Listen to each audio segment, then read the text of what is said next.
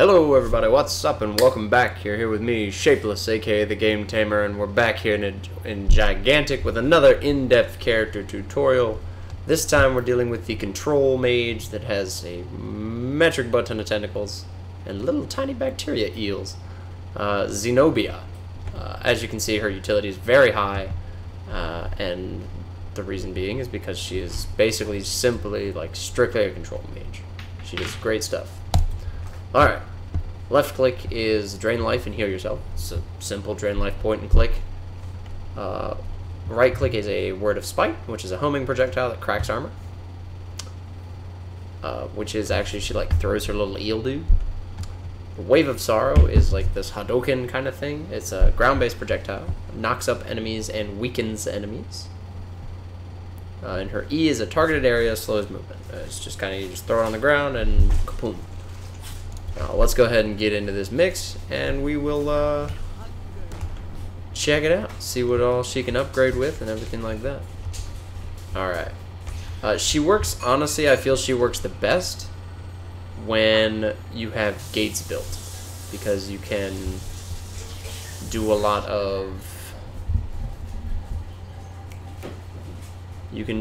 extra things. Like it's just really helpful to have the gates, because what it does is usually it will choke one position to make it so that the enemy has to file in through one point, and as big as her E is, it actually makes it very hard for them to get through without being slowed, which is going to play into her gameplay later on down the line when I explain a little bit more in depth.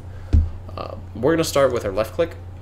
Her left click is very much a choice kind of based thing. If you're going for the I'm a strictly support and like control mage sort of ordeal with her, like strict, then you can go inflict weakness. Weakness is considered a debuff, and you do, while attached, you inflict weakness. Now you can make it so that you can upgrade this to sap strength, which makes it so that you can weaken somebody up to negative 50% damage. So you can make it so that people start to do a drastic amount less damage to you and people in general, as long as you continue to hit the same person. Then you can do siphon strength, which makes it so that allies near the target get more damage. So that one's pretty much a choice-based sort of thing. Like if you have heavy damage dealing, like in their face kind of basic attackers, then you want to go siphon strength. But if you have a lot of like caster classes and shooter classes, then you probably want to go with just sap strength. The more damage option, if you're kind of using her as like, I have the CC to use, but I'm going for more, I need to do damage output. You do Drain Gaze, which is Greedy Gaze, which you drain more health. Then you can do, when your health is above 50%, you deal more damage, which I would honestly take if you have a healer. If you have a healer and you know you're going to be above 50% more, then I would go Domineering Glare. And if you do not, then I would still go Survival of the Cruelest, which is when you're below 50%, you drain 50% more health, so you get back to that 50% quicker. Moving on to the right click ability. If you're going with the damage spec, we'll start with the damage this time. Bounces to 2 additional targets. The travels faster and it has increased range isn't like super necessary, but you probably go cutting words, because if they have a debuff on them, which can be caused by your Q and your E, they get bleeding. So you're not going to start with your right click. Your right click is usually going to be your second ability in your arsenal that you use.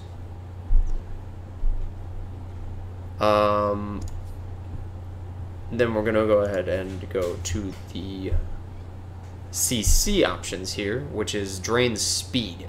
So it's just a point and click ability that, plain and simple, but what it does is it makes you faster and it slows the person. It does add 2 seconds to the cooldown, but it's really not too bad. Then you want to go, once again, if you're going like strictly CC, then you can go ahead and if the enemy has a debuff on them, you can do Cripple, because later on if you're doing this, I'll show you something really crazy. And then you have Feast of Spite, which is another thing, like if you don't have a healer, like a dedicated healer that's going to be helping you out, then I would just do Feast of Spite. Let's go to the Q. We can make it so that Banishing Sorrow, the projectile launches upon hit, or projectile moves through enemies. Once again, this is the damage option, passes through enemies, because it makes it so that you can hit multiple people with this ability. And if you line people up right, because a lot of the time people will line up at some point, you just kind of lob the Q in there, boom, boom, they get a weakening, and you have your debuff active on them. Then you can also do, once again, if you don't have a healer, projectile heals for 75 for each enemy hit, which is always nice. Lobbing that into the middle of a team fight is a really nice self-heal. And you also have if the enemy has cracked armor, you can immediately inflict broken armor, which I believe your right-click causes cracked armor. Yes, your right-click will crack armor. So if you're going the damage route, you can do right-click to crack armor and then Q to break it, and do more damage that way. So that is the one instance where you will right-click before your Q. Now we have the CC options, which is projectile launches on hit, which makes it a very it does a launch and it does a weaken as well. So it's a very strong CC opener where it's just like boom, they're knocked up, now they're weakened, cool. You now have your options to do other things to them as well, and it is a debuff. So once again, your right click will add a cripple to them. If you it's just a point and click cripple. This makes the person super slow and very vulnerable. So really good against like carries, or even just trying to kite off tanks from your backline. You can do enemies not inside of your Mark of Despair, which is your E, are launched away on hit of it. So if, for instance, you cue something and they're not in the Mark of Despair, everybody inside it gets knocked out of it. But you can also do, which I would say is probably better, you go with setting the E and then queuing into it, and then if you hit an enemy inside of it, they get extreme weakness, which gives them negative 60% damage, which is nuts. Then we have the damage, and this one's kind of like a almost strictly more, this one's like almost a strictly CC ability. You have Building Anguish, which after a second and a half deals 200 damage and inflicts Curse, which is actually the way you're going to go for like strict CC, because you're going to go up into that and do dealing damage also inflicts Cripple. So what happens is the 200 damage inflicts Curse, and then it also inflicts Cripple. So that's pretty crazy. But then you can also go dealing damage grants plus 15 basic attack damage for 3 seconds. So this is also your damage boost as well. So you can do, this one is really good for going CC and going damage. Then you have this one, which is affects a larger area and inflicts poison, which is really good like if the enemy has, for instance, like a healer and then like something that can be considered like an off healer or somebody with a self heal. Because you can make it so that they get negative 50% of that healing, which is amazing. Then you also have inflicts heavy poison, which is 75% of that healing. So you can really down the amount of healing that a healer is going to do in a fight just by dropping an E on top of people. Then this is also your, like, if you don't have a healer but you're not trying to do damage with your E, foes affected give you more health from other abilities. Boom. See, and then they have the, that's going to be an extra 10 health per hit of your left click, 75%, 75 health from your right click, and then 75 HP for the Qs. So that's that. Now we're going to go ahead and roll into a bit of other working stuff, and I will go show you the talent builds. Welcome to the talent portion of the video, where I show you a little bit more tricks that you can do with certain builds of Xenobia, and really how to execute them. So with this one, I have the cripple chain build, where what you're gonna do is you have your immense amounts of CC. So you have your E cripple, you have your Q cripple, and you have your Q weakness and launch. You have your right click cripple, and you have your weakness off of your left click. So what you do is, one way to do this is you open Q. Sorry, never mind. You open E, and then you Q. They'll stay inside the E, so that'll root them, it'll cripple them, it'll also launch them inside it. So they have an immense amount of CC, and they're also weakened. Then you right-click after the one cripple wears off, and you get another one, and then you can keep holding open the cripple with sap strength, just to continue the weakness. So what it is, it's E, Q, right-click, left-click. And what it is just, they're just immensely slow. See how I took literally no damage from it? And then once again, you can cripple them again. Reset, Q, and there you go.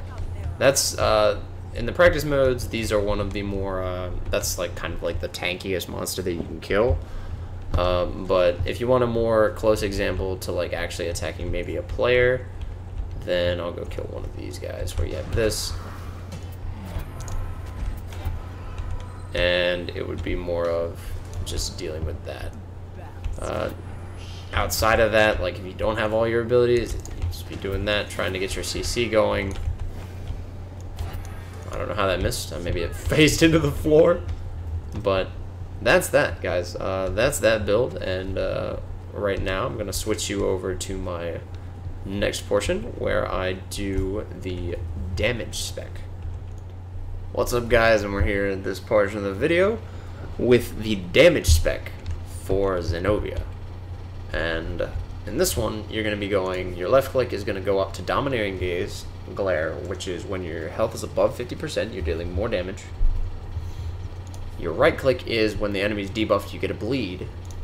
Your Q is for breaking armor after the cracked armor portion. And your E is damage inflicting curse and things like that. So I believe it's still going to be opening E. But it's going to be that, and then it's going to right click, then we're going to throw the left click at them, and then we're going to hold it down there. And of course, we're going to reapply that. Unfortunately, it's really difficult to reapply your bleed with this, just because your left click isn't actually causing a debuff now. So you need your Q or your E in order to continually do that. But here we go. We're going to do this on multiple targets this time. So we're going to set the E. We're going to double set that. We're going to double bleed. And now we got damage rolling. And there you go. Crack the armor.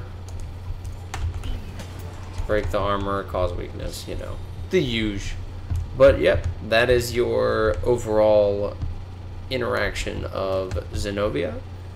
And the two types of playstyles that you can really give for her.